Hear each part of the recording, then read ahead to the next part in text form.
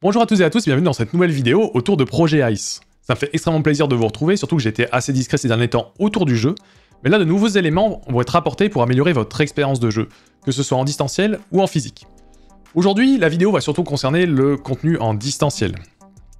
Pourquoi? Parce qu'avec une programmeuse qui s'appelle Disae, on a réglé certains problèmes qui nous ont été rapportés durant les différentes conventions pour les personnes qui souhaitent jouer directement sur leur ordinateur ou sur leur tablette.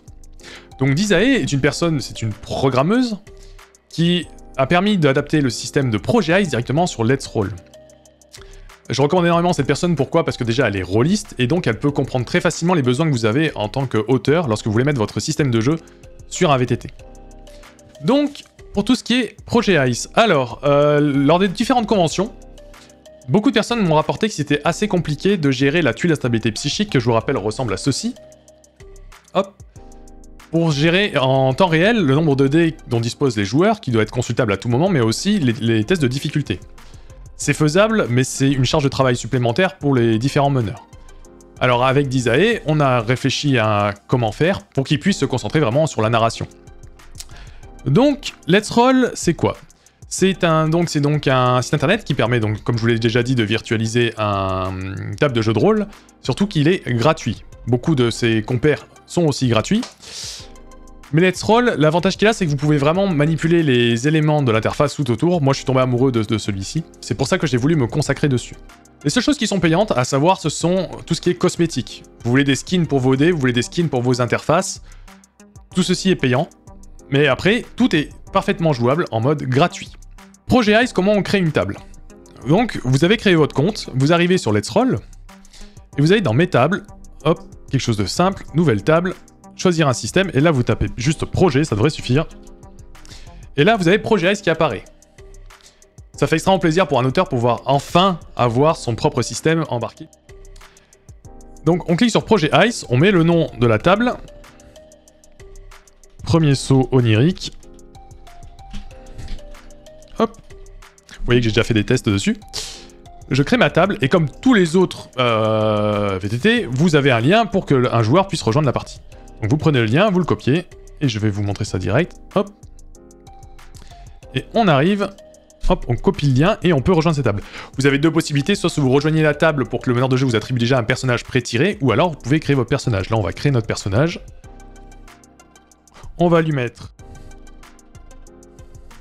Simon Smith, hop. Et je crée mon personnage. C'est ici que vous pouvez sélectionner vos skins 2D et les skins de la table. Hop, et je fais jouer. Et là, le joueur arrive sur la table de jeu de rôle. Sachez que l'image, c'est le meneur de jeu qui l'a directement mise, que normalement c'est une page totalement blanche. Donc le joueur arrive, il a son personnage, et là vous voyez énormément de choses. Lorsque vous jouez avec moi, soit en actual play, soit dans les conventions, votre personnage a juste un nom, un prénom et une étanchéité psychique. Les éléments que vous voyez affichés, que ce soit le courant psychanalytique, la contrainte, les talents, les traumatismes et même les compétences, ce sont des choses qui vont être amenées dans pas très longtemps. Dès que le site internet sera opérationnel, vous allez pouvoir créer un thérapeute qui ira beaucoup plus loin que la simple possession de points d'étanchéité psychique. Mais ça, j'en reparlerai dans une prochaine vidéo. Donc pour l'étanchéité psychique, et notamment pour les tests, on a essayé de faire quelque chose de totalement automatisé pour perdre le moins de temps possible et éviter les lignes de code genre /R, 2D6, 3D6 qui peut faire perdre du temps. Donc là, vous cliquez sur étanchéité psychique. Vous rentrez le nombre de dés que vous demande de lancer le maître du jeu. Hop, et ça indique automatiquement le nombre d'échecs.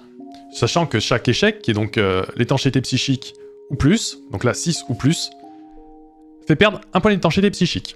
Bien sûr, ce système permet de faire en sorte que, peu importe votre étanchéité psychique, regardez, hop, là du coup c'est 3 ou plus, il y a 2 échecs, c'est automatiquement géré.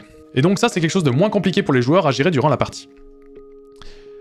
Donc maintenant passons à la tuile à stabilité psychique, celle qui pose le plus de problèmes lorsque l'on fait des parties en virtuel. Dans la création de contenu, vous allez avoir une liste avec tuile à stabilité psychique. Vous la créez, hop. Généralement, en partie, les points d'étanchéité psychique du patient sont entre 3 et 4. Donc là, vous voyez que ça indique qu'il y a 4 dés en commun pour tous les joueurs. Et normalement, côté joueur... Alors, il ne faut pas oublier de partager la tuile à stabilité psychique avec tous les joueurs présents, sinon ils ne la verront pas. Côté joueur, ils vont pouvoir observer la stabilité psychique, hop, et l'afficher aussi de leur côté pour savoir en temps réel combien ils possèdent de dés.